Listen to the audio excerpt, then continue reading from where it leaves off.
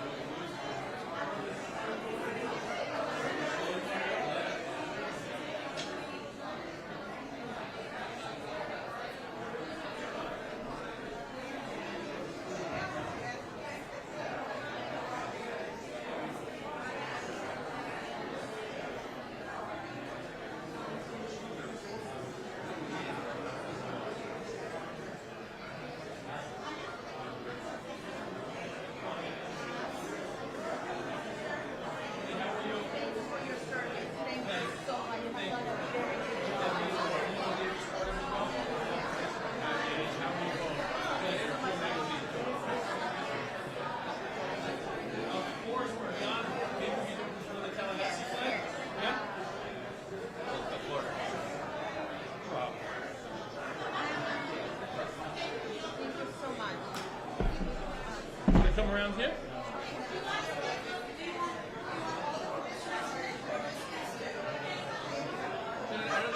Yes, sir.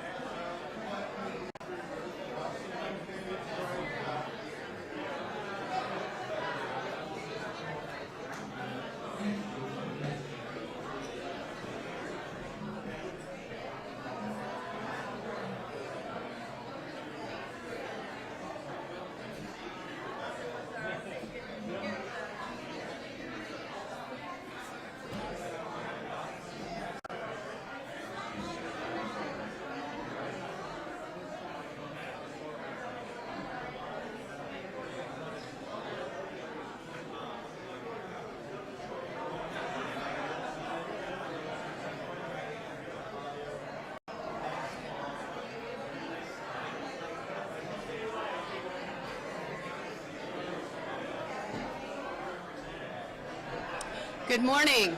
Good morning. Good morning.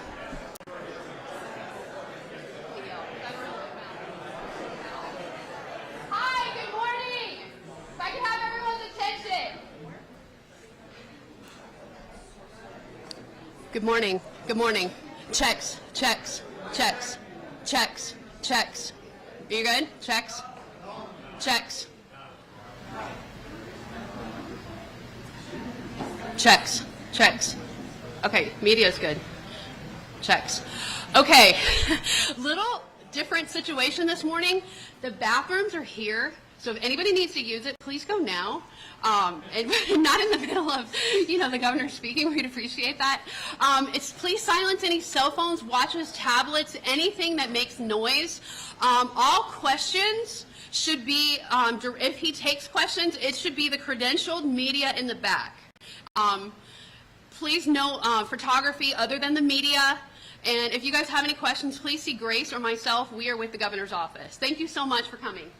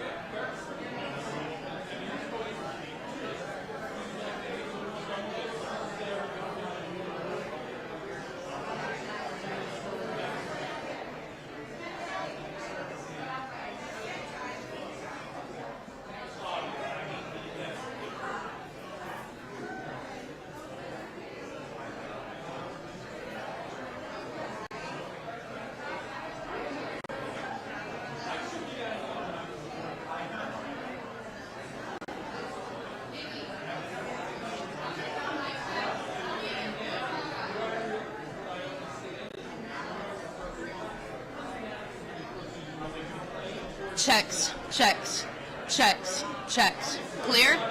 Clear? I know, they can't hear very well. Checks, checks, checks, checks, checks, checks, checks.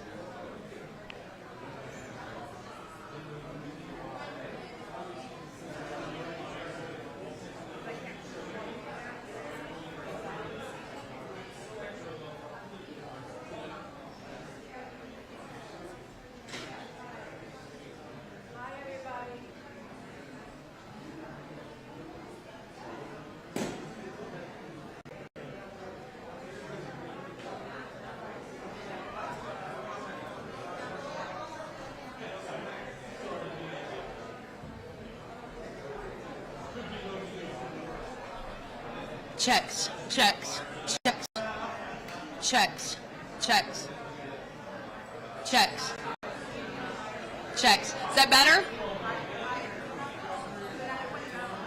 Okay.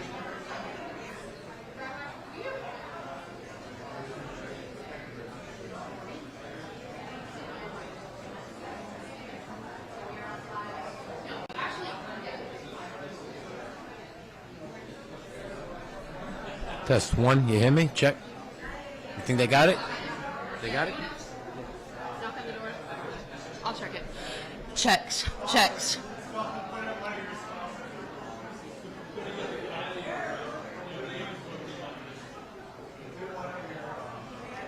Checks, checks, checks.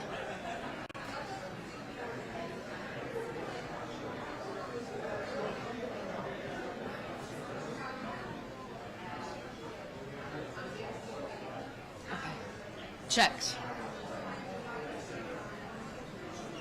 Checks, checks, checks.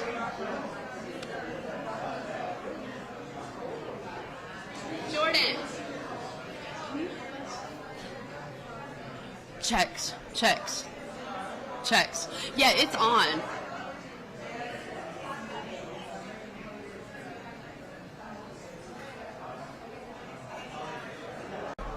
Checks, checks, checks, checks.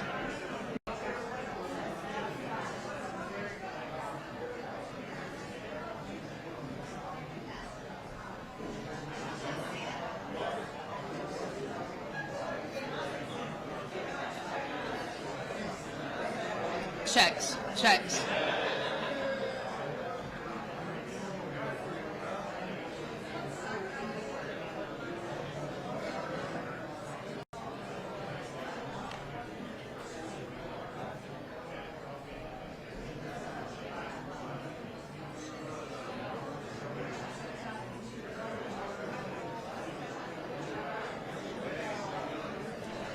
Checks, checks.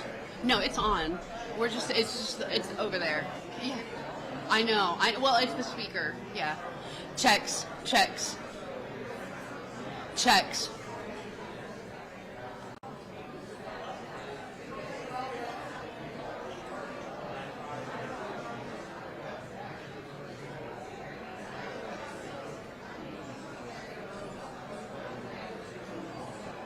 Checks, checks.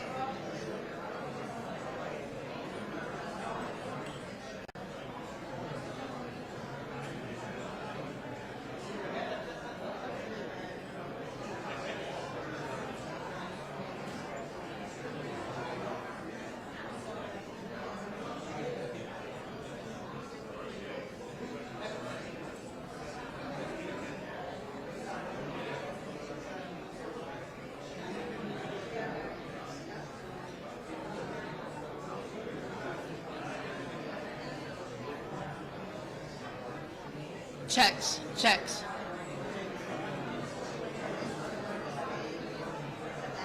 Checks. Louder, louder, louder. Louder. Checks.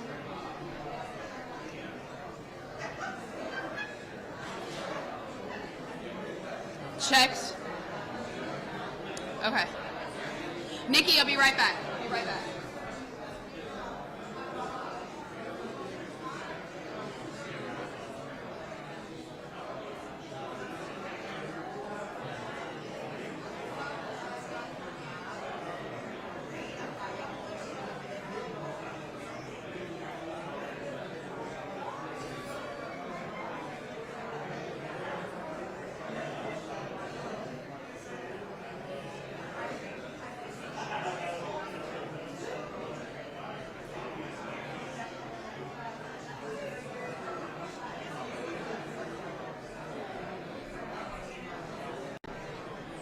Checks, checks, checks.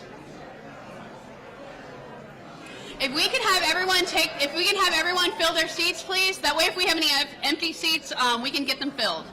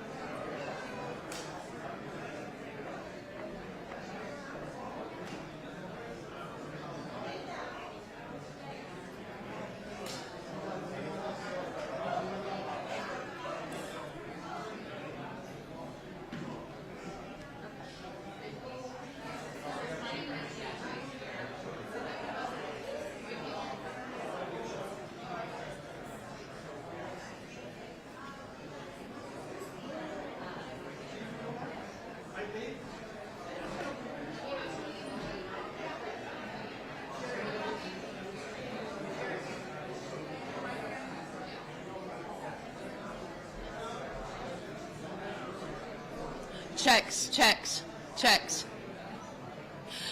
Okay, we have 2 empty seats. If I can have them filled, please.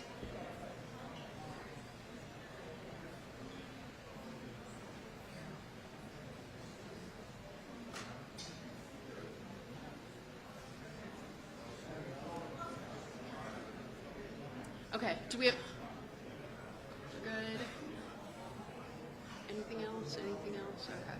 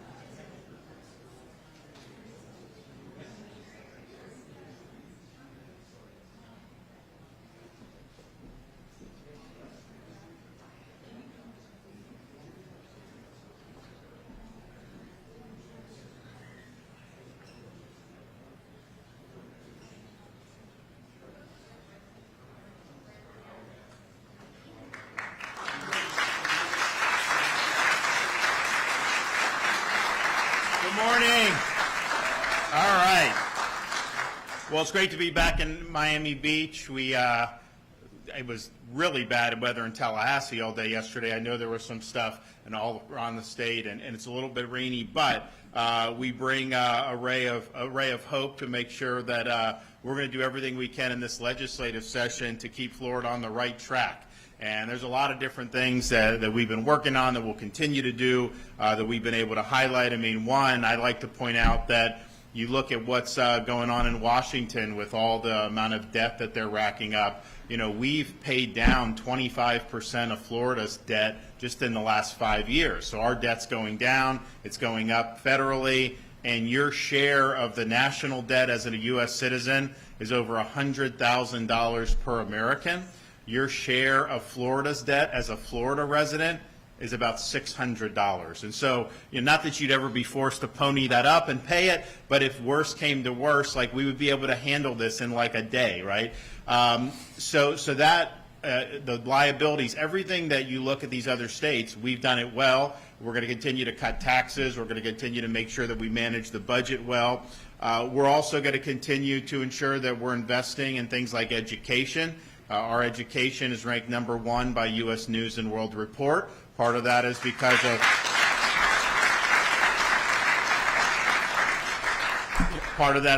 we've got very affordable, high-quality higher education, which we're proud of. Tuition is very manageable for Florida residents. We've held the line on that. We'll continue to do that. We also can get Bright Future scholarships. So there's a whole bunch of stuff with that about affordability, which is important, but also education choice. Here in Miami-Dade, you have more choice than probably anywhere in the country. Certainly for an urban district, it's not even close when you have the choice within the school districts, the charter schools, the private scholarships. That's really empowered parents, and it's allowed us to produce much better results. So we're going to continue to do that. In my budget, you know, I called for an even bigger increase in salaries for teachers in Florida, $1.2 billion. We did $1 billion last year. No one's ever been able to do that much money. Since I became governor, we've now done a lot, and we'll continue to do that. We know it's important. We also are going to continue to do what we've been able to do for environmental restoration. If you look, I was out at out in the Everglades agricultural area a week or two ago, where we actually started having water flowing through one of the stormwater treatment areas. That was a pipe dream 10 years ago. Now you're seeing all this stuff. You're seeing water moving like God intended. So that's important. We're going to continue to do it. But I think of all the things that that we've done well, one of the things I kept being reminded of is the fact that we really take pride in being a law and order state.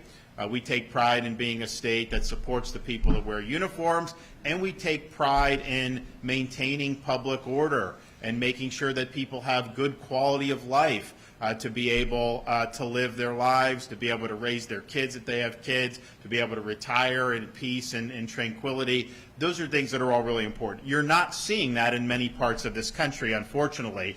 And when people had flooded into Florida over these last many years, I've talked to so many of them that just did not feel that their public officials were keeping their communities safe. I mean, you look at places like San Francisco where you can rob the stores blind and they don't do anything. I've met people who've moved to Miami Beach from San Francisco who had their homes broken into, and the perpetrators weren't prosecuted. Even though they were caught, they weren't prosecuted. How is this supposed to be happening? People are, sometimes when they're charged for crimes, they just get released back onto the street, and it's like a revolving door, and that really causes the quality of life to collapse. And we've seen once great areas in our country really have some of the worst times that they've ever had. So you can look around there, know what has failed, and know where we have to go as a state. And one of the things that I saw in these areas, and that I think people here are familiar with, is how the homelessness and the drugs and the crime have just really made it miserable for just law-abiding people in many of these parts. You can go to like Los Angeles, and like there's just like tent cities are everywhere on the sidewalk, on public areas, and it's not something that you can actually have a vibrant society when things like that are happening. And so we're here today. The legislature is considering doing something to just ensure from a statewide perspective, we're not going to let any city turn into a San Francisco. Not on our watch. We're not going to let that happen. We're going to have protection for people.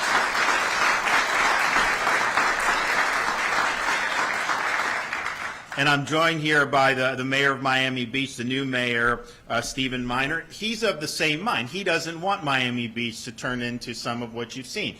We understand the policies that have led to that. And I think the thing about it is, if you look, we're the third most populous state in the nation, but we don't have any of the 10 highest homeless for cities. Those are primarily congregated on the West Coast, places like LA, San Francisco, Oakland, Seattle, even Denver, as you get into the Rockies. Of course, New York City has that. And the question is why those? It's policy. It's the policies that are creating this type of an environment. And in fact, we had over the last 10 years, homelessness has gone down in Florida. It's gone up in some of these other states. But at the same time, we understand this stuff can change very, very quickly. So we feel that if the legislature is willing to lean in on this, that we want to be there to be able to offer support. But it's got to be done right.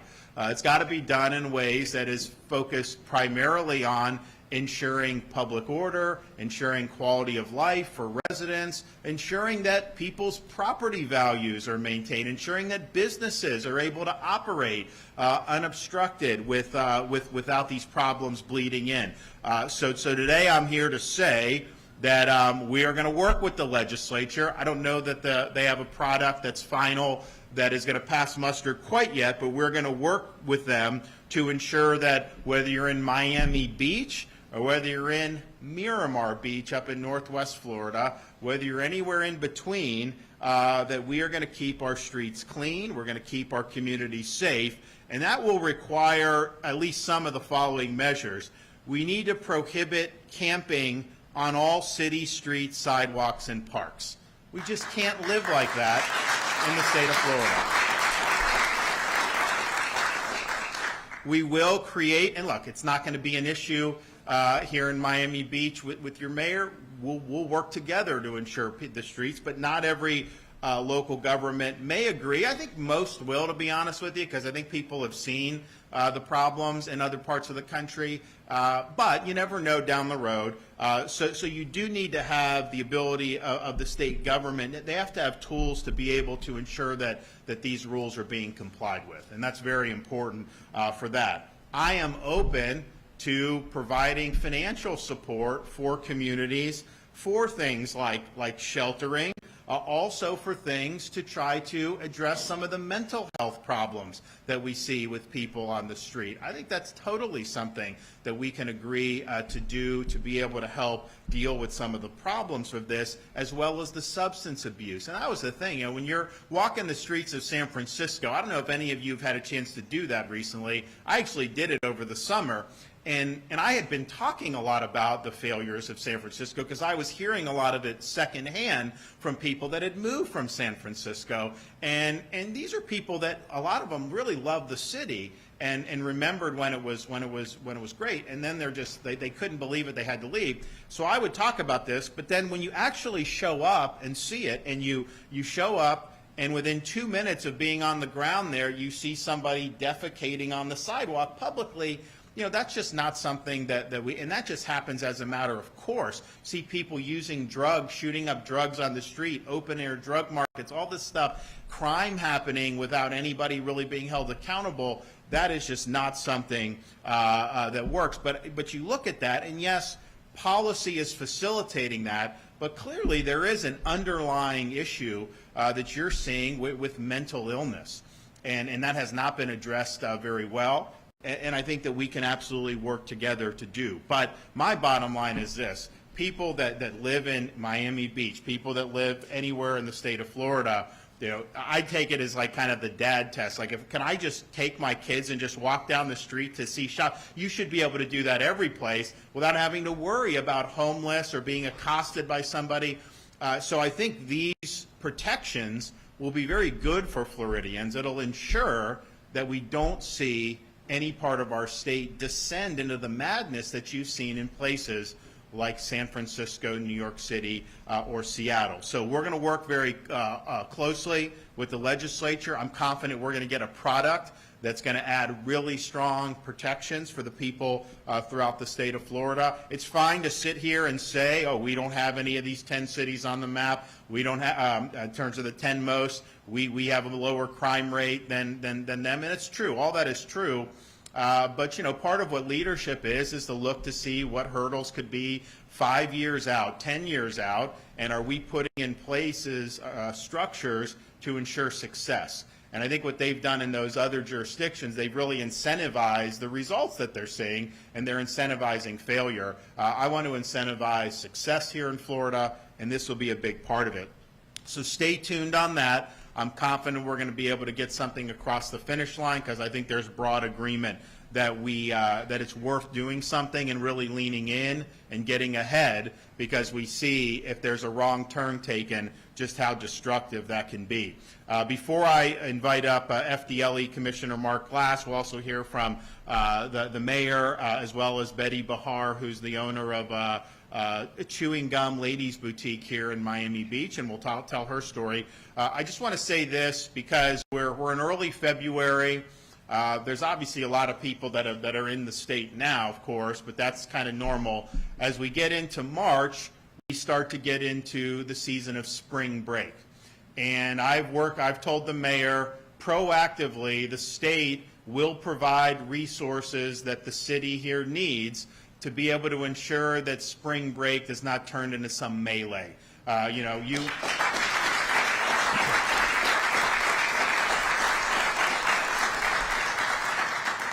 People come down and enjoy themselves, a variety of different ways you can do that. Of course, you know, we have a lot to offer in this state, and we're proud of that. But we're not going to let the streets be taken over. We're not going to let the residents who live here have their quality of life diminished. We're not going to allow businesses to be hurt by public disorder on the streets, or any of this type of activity that we have seen in recent years. Now, we sent a lot of people to Miami Beach to help with Highway Patrol, Florida Department of Law Enforcement, but I'm here to just say, you know, these are resources that are available now, and we want to get ahead of this because we don't want it to happen and then have to come in and stop it. We want it to just be a smooth period of time for people to be here. You should not even really know that it's spring break or not, because things should be orderly. So we'll have resources at both Highway Patrol and Florida Department of Law Enforcement. We'll be working with not just Miami Beach, but wherever in the state, although we know that we had some really serious incidents that we had to deal with here in the last couple years. So that's my pledge. We're pledging full support on it. We don't want to have a situation where it's not safe to be in a given area. Businesses can't function. You're having to close early or all this stuff. That's not what this is about. So the safety and the well-being and the quality of life of our residents is our first priority. And if people want to come and visit, that's great, but you got to do that in a way that is, I think, conducive to everybody's quality of life. So stay tuned on that. Hopefully we'll do like we do with hurricane, have a lot of preparations and not have to use, most of it, but, we're going to be here to do what we need to do. So, all right, I'm going to have some folks come up. So first we're going to have Mark Glass from FDLE.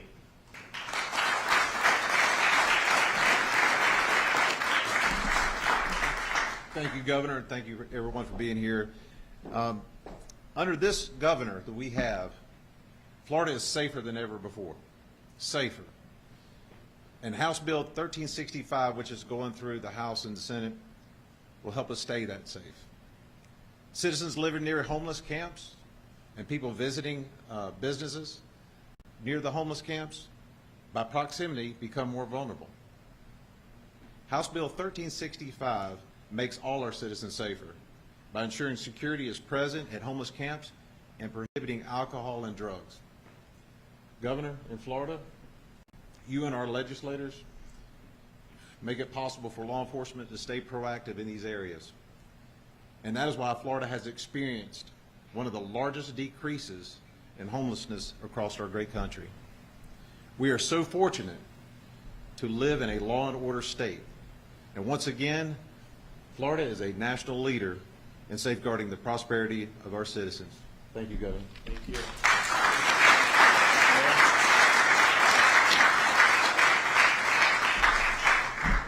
Thank you, Governor, for your leadership, particularly in making the state of Florida a law and order state, and that's certainly what we are striving for and are accomplishing here in Miami Beach.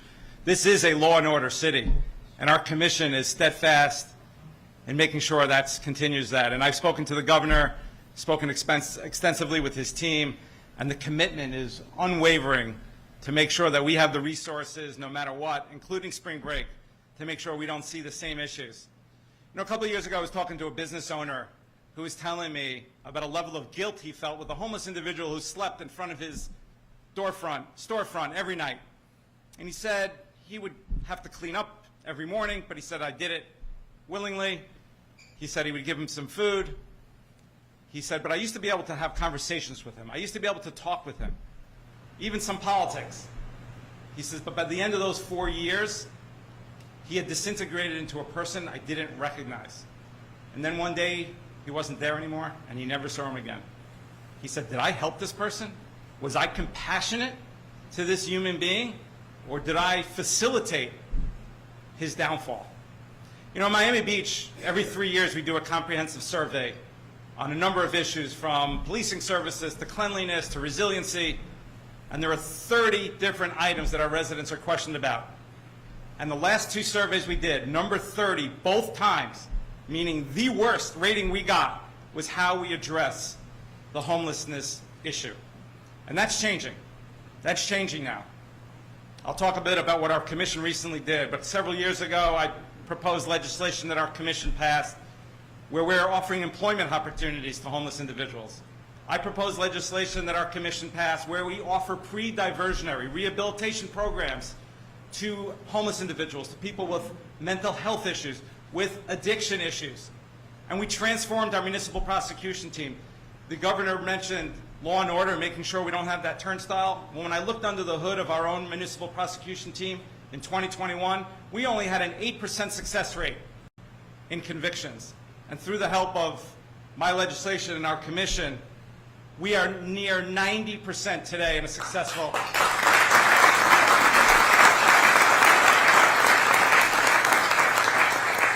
And it's not just the number. Our residents are telling us they see the difference. Our businesses are telling us they see the difference on the street.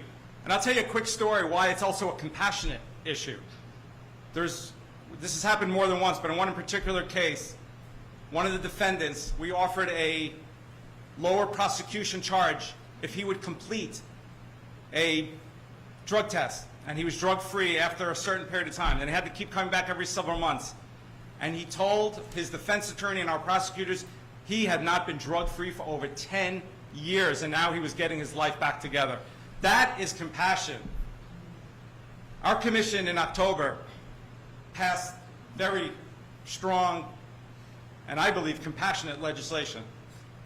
What we proposed and we passed is that if a person is homeless and is camping on a public streets or public right-of-way, and they are offered shelter and they refuse it, the police officer has the discretion to make that arrest. I mean, think of what it takes for a person to be out on the street, to be sleeping and encamping on the public right-of-way, to then have a police officer offer them the help, to give them the lifeline, and yet still make the decision, no, I'd rather be arrested than take that help. That is good legislation. I was one of the sponsors, and several of my colleagues here were sponsors as well.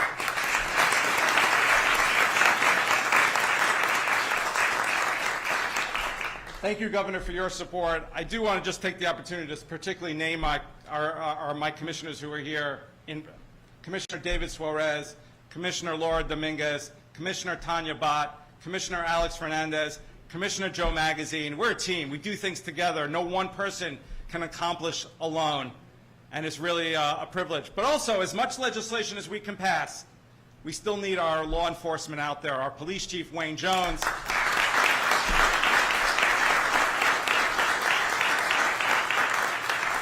our city manager, Alina Hudak. And there's so much more to say. The governor also been with our law enforcement, with our fire department. Hatzalah is represented here, a volunteer service that the governor was instrumental in allowing them. And I'll just finish off thanking my team, my chief of staff, Veronica Coley, my senior advisor, Daniel Summer, communications, Daphne Saba, but most important, my strongest team member and supporter, my wife, Shannon, who's right here in the front row. Thank you again, Governor. You have a partner here in Miami Beach. We look forward to continuing our law and order ways. God bless you all.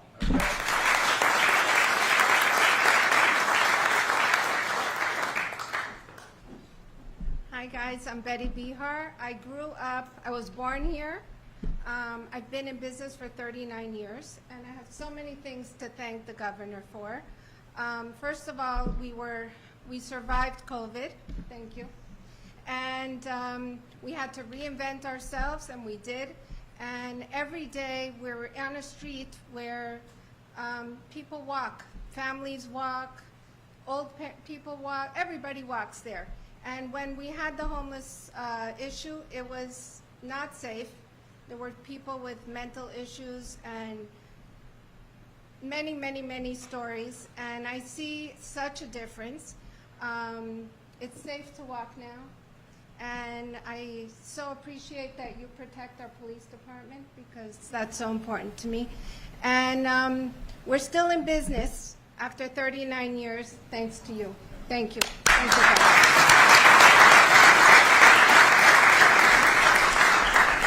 Well, we appreciate that, and we're looking forward to being able to make really good progress here. I think that this is the right approach. I think it's an approach that is puts the residents of Florida first and foremost and their quality of life, but also is compassionate and understanding that there are some serious issues that are at play in our society that drive some of this. And if we're willing to invest in things like mental health and substance abuse, helping local governments managing some of this, of course, in a way that's not going to allow people to be having the law-abiding citizens having their quality of life infringed upon, that can be a win-win for everybody. We could be addressing a problem, but also increasing the safety and quality of life of folks. Also, just want to make a couple of comments. One is, I've been following, I know a lot of people down here have been following things that are happening in the Middle East, and when I hear things out of the White House that they may be unilaterally recognizing something like a Palestinian Arab state, I just wonder, what planet are we living on? Are you kidding me? I mean, you have a situation, Israel's the only country on earth, they get attacked and fight wars, and somehow they're supposed to give up all this land? This has been going on since the late 1940s. It's the same song and dance. The fact of the matter is, they were attacked on October 7th. And what Hamas wants to do is to have a second Holocaust, and they want to destroy Israel. So why are we saying that because of that attack, or why is anyone saying that somehow that should force Israel to somehow do something that would probably lead to its destruction over the medium and long term anyways? I just think it's ridiculous, and I think it just shows an ignorance of history. I think it shows an ignorance of going back thousands and thousands of years of the connection of that land to the Jewish people. So I've been proud as governor. When I ran, I said we would be the most pro-Israel state in the United States. We have fulfilled that promise in all that we've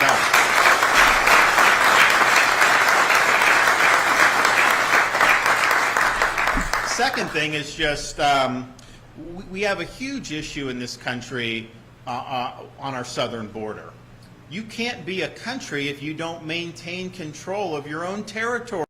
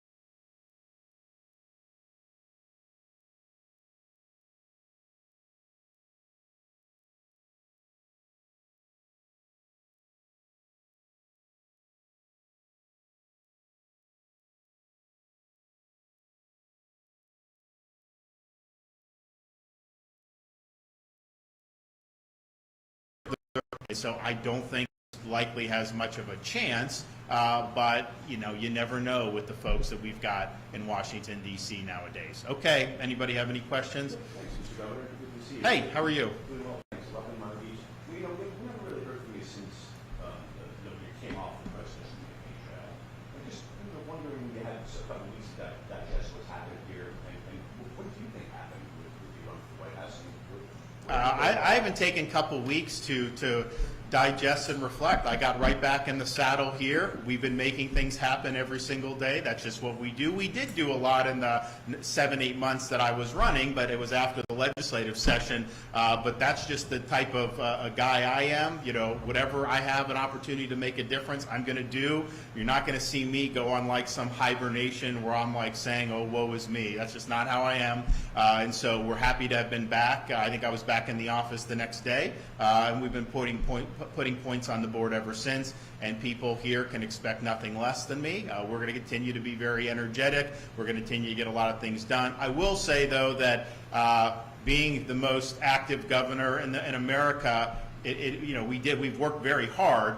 But the difference between doing that versus a presidential campaign where you're doing 10 interviews a day, going all these stops on the buses, it is a little bit different. And so even though we've been very active, I think that this is good. It's a difference between talking about things and actually doing things. And I'm a doer more than a talker.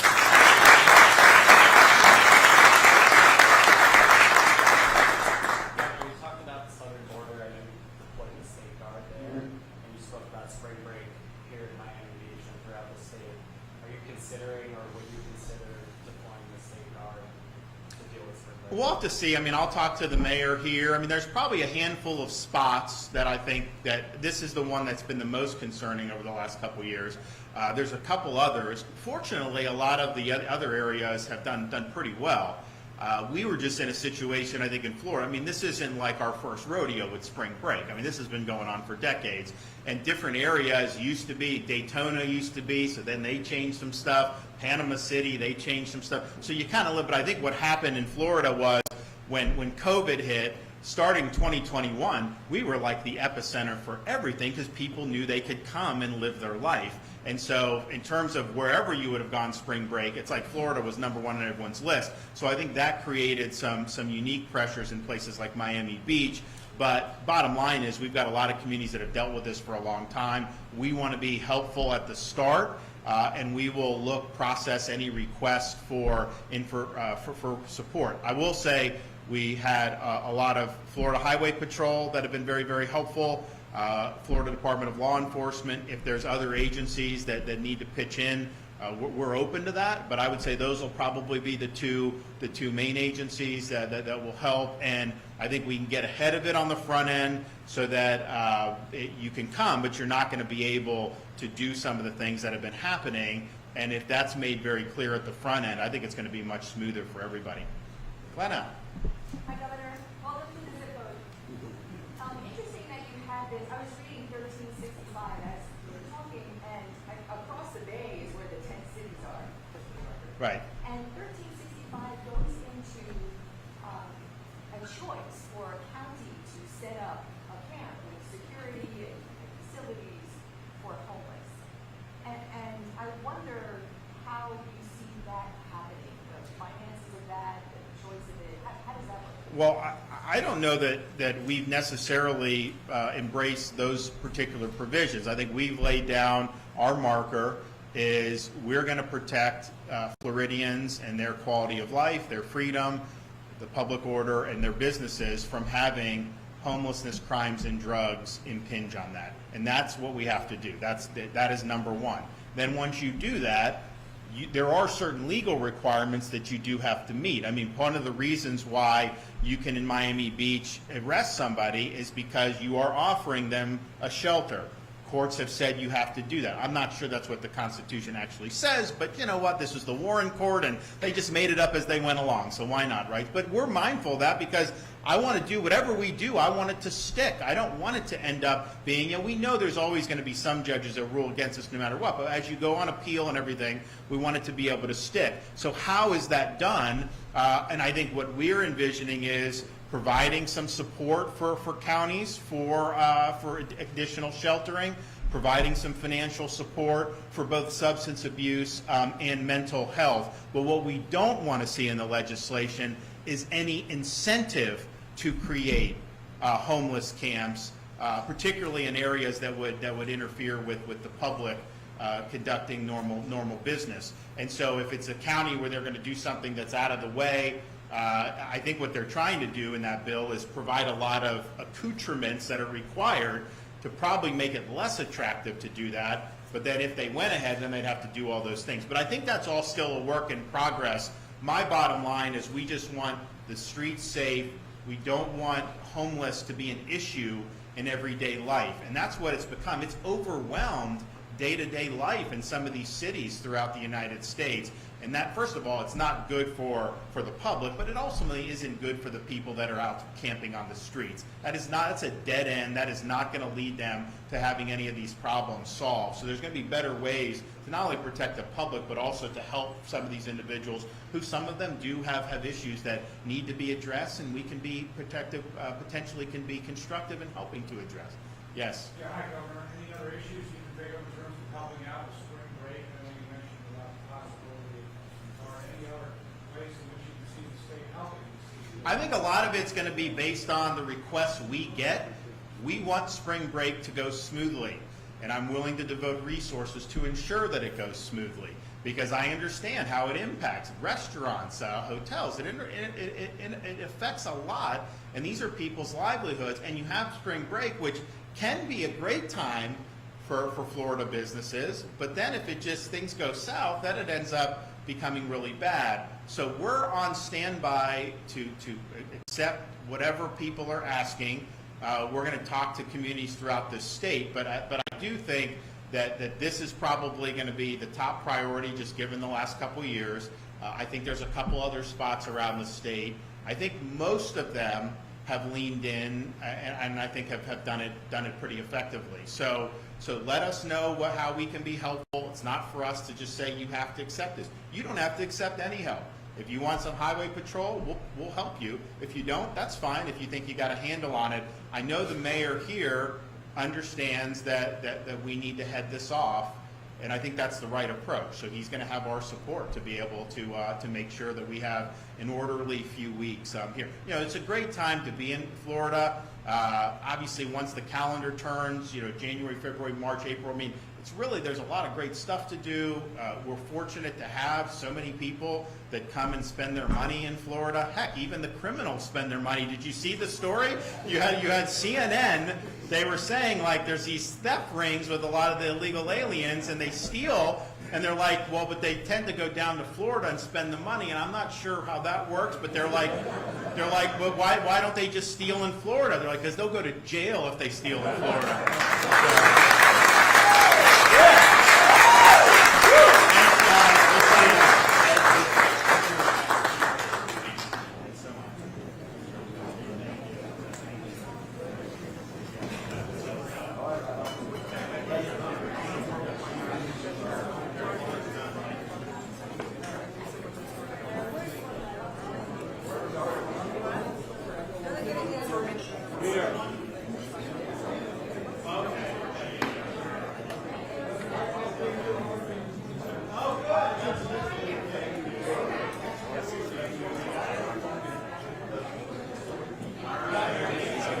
Great seeing you, Nikki. Take care. Bye.